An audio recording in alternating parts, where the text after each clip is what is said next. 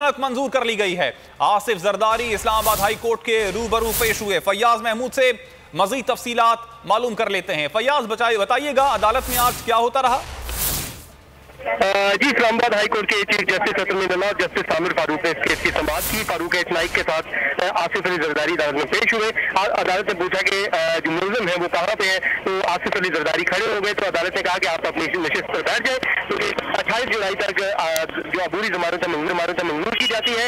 5 लाख रुपए की जमानती मुचलके जमा कराने का हुक्म दिया गया है, जबकि नैब को नोटिस जारी करके इस्लामाबाद हाई कोर्ट ने जवाब तलब कर लिया है। ये न्यूयॉर्क में एक मुबैना तौर पर आसिफ अली जरदारी की प्रॉपर्टी है, जिसमें नैब ने उनको नोटिस किया था और कहा था कि आप इसकी तफसीलात हमें जमा करवाएं। तो जिसके बाद उन्होंने इस्लामाबाद हाई कोर्ट में चैलेंज कर दिया था और दरखास्त जमानत कब्ल गिरफ्तारी दायर कर दी थी और अदालत से कहा था कि उस नोटिस को कलअदम करार दिया जाए और उनकी जो गिरफ्तारी है उसको रोका जाए। तो अब 28 जुलाई तक नैब उनको गिरफ्तार नहीं कर सकेगा आज के इस्लामाबाद हाई कोर्ट के अहकाम के बाद। ठीक फैयाज, आपने अपडेट, आपका शुक्रिया।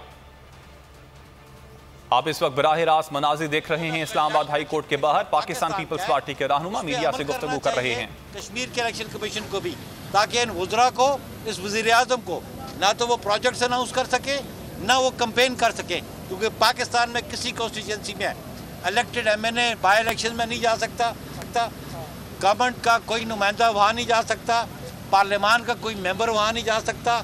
तब फ्री एंड फेयर इलेक्शंस के लिए हमने बात की थी कि कश्मीर में भी फ्री एंड फेयर इलेक्शंस हो गए और पाकिस्तान पीपल्स पार्टी इंशाल्लाह वहाँ हुकूमत बनाए। शुक्रिया।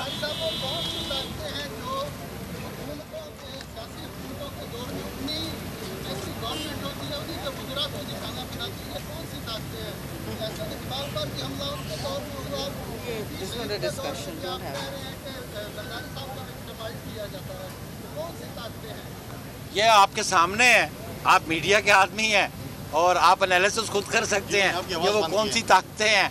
लेकिन हम ये समझते हैं कि ये जो ताकतें पाकिस्तान को ताकतवर नहीं करती, पाकिस्तान को कमज़ोर करती हैं। और आज जिन हालात में पाकिस्तान जिस रीजन में फंसा हुआ है, ऐसी ताकतें अगर जोर आजमाई पॉलिटिशियंस के साथ करेंगी तो पाकिस्तान की खिदमत ही करेगी, पाकिस्तान को कमज़ोर करेगी।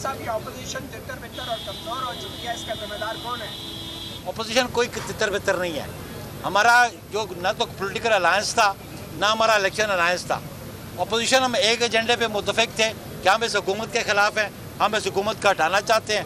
आज भी अपने अपने प्लेटफॉर्म से हम इस हुकूमत के खिलाफ बात करते हैं और एजिटेट करने को भी तैयार हैं। मैं ये कहना चाहती हूँ, एक मिनट, मैं ये कहना चाहती हूँ, अगर तितर बितर कोई है तो वाज़े है कि PTI की हुकूमत है। वो जिस तरह इस वक्त बिखरे हुए हैं, ठीक है, उनको इक़्तिदार का वो नशा चढ़ा हुआ है और वो इलेक्शन में रिगिंग करेंगे, लेकिन इस्लामाबाद में इस वक्त किसकी हुकूमत है आप पूछें। आप खारजा पॉलिसी देख लें, आप इकोनॉमिक पॉलिसी देख लें, कौन हुकूमत चला रहा है। वज़ीर आज़म की कुर्सी खाली रहती है अहम मौक़ों पर, जब मुल्क उन्होंने खाली छोड़ दी है, उन्होंने खाली छोड़ दी है जी, वो कुर्सी खाली की भी है।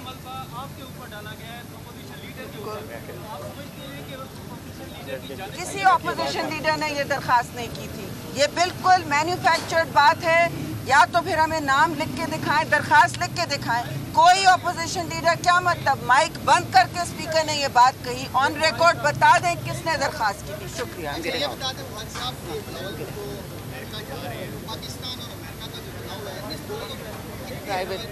देखिए बात है, ये उनका प्राइवेट दौरा है उनका, ये ज़ाती तौर पे वो अपने प्राइवेट दौरे पे जा रहे हैं, तो इस पर आप इसको पॉलिटिक्स के साथ इसको मिक्सअप ना करें, एनेक्स ना करें इसको।